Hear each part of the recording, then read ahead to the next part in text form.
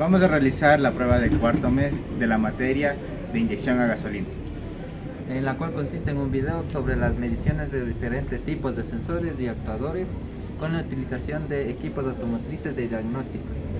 Nuestro grupo está conformado por Edwin Carlos Sama, Mateo Morillo, Eric Kinga, Pablo Pozo y mi persona Andrés Papanta. Para medir lo que serían sensores y actuadores, vamos a hacer el uso de lo que sería el multímetro automotriz. Vamos a medir lo que sería referencia, masa y señal del sensor TPS, el cual vamos a comenzar poniendo lo que sería el borne negativo de la pinza del multímetro e ir midiendo por los pines que ya se puso los alfileres. Vamos a medir el primer alfiler, el cual nos da un valor de 5,030 voltios, el cual será la referencia del TPS. Vamos a seguir con el siguiente alfiler. Para medir lo que sería la masa del sensor, vamos a cambiar los pines, el cual va a ir del positivo, el positivo del multímetro de la batería, y el borne negativo al alfiler del medio, el cual nos va a dar un valor de 12,34 voltios. Para medir lo que sería la señal, vamos a hacer el intercambio de lo que sería el negativo de la batería y medir el alfiler del sensor, el cual nos va a dar un valor de 0,368 voltios, el cual será la referencia. Para hacer la comprobación de lo que sería la señal, vamos a mover la aleta del cuerpo de aceleración.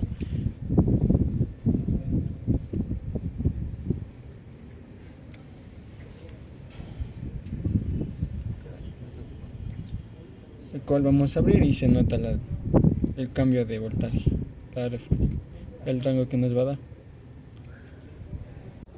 Para hacer la medición del osciloscopio, conectamos lo que sería el caimán al polo negativo de la batería y el caimán positivo a lo que sería el señal del TPS. Para calibrar lo que sería el osciloscopio, le calibramos a lo que sería 500 milivoltios y a un tiempo de un milisegundo, el cual tenemos la variación del osciloscopio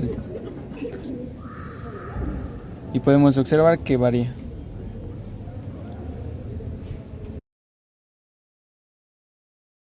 Vamos a realizar las medidas pertinentes al sensor MAP con la ayuda del multímetro y el osciloscopio automotriz. Iniciamos colocando la punta negativa del borne negativo de la batería y con la punta positiva vamos a seleccionar el primer cable del sensor MAP. Como vemos nos da 5,23 voltios, lo cual tomamos como señal de referencia. Pasamos al siguiente cable, el cual nos arroja un voltaje de 3,374 voltios, lo cual nos da un voltaje de señal. Para finalizar, colocamos la punta positiva en el borne positivo de la batería y la punta negativa en el último cable y nos da un voltaje de 12,36. Con la ayuda del osciloscopio automotriz vamos a tener la curva característica del sensor MAP, la cual va a variar de 0 a 5 voltios, como podemos observar. A continuación utilizaremos el multímetro y el osciloscopio para ver el funcionamiento del inyector. Con el multímetro vamos a ver el voltaje del inyector. Para esto conectamos en el borne positivo de la batería y el otro en el cable de tierra del inyector. Como tenía dos cables, fue fácil la identificación de cuál sería el cable de tierra.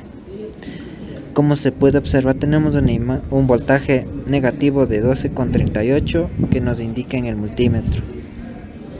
Este sería el voltaje de referencia. Para poder medir el pulso de inyección del inyector, vamos a poner el osciloscopio en 5 milisegundos y en voltaje le colocamos en 5 voltios.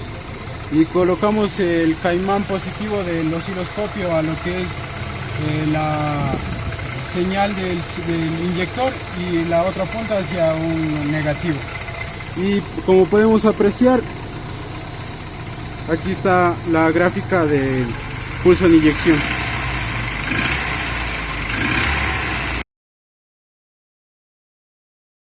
A continuación vamos a realizar la medición del sensor IAT. Para ello, con el multímetro automotriz conectamos la punta positiva hacia el borne positivo de la batería, y con la punta negativa vamos a colocar en el primer pin, en el cual nos va a marcar 12 voltios, lo que nos indicará que este es el cable de tierra del sensor. A continuación cambiamos la punta positiva, digamos la punta negativa del multímetro hacia el borde negativo, y vamos a apuntar hacia el segundo pin, en el cual nos va a marcar un voltaje de 2.25, indicándonos que este es el voltaje de señal del sensor. Y para poder encontrar el voltaje de alimentación tenemos necesariamente que desconectar el sensor y ponerle en la parte de aquí, y vamos a ver que nos da un voltaje de referencia de 5 voltios. Luego se procedió a verificar con el osciloscopio las curvas del funcionamiento del sensor IAT. Este sensor contaba con 2 cables. Conectamos la punta del osciloscopio en el cable de señal y el otro en masa.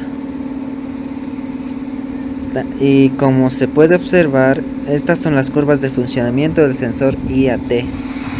Este sensor es un tipo termistor, es decir, que tiene una resistencia que transmite señales variables de acuerdo a la temperatura del aire que ingresa.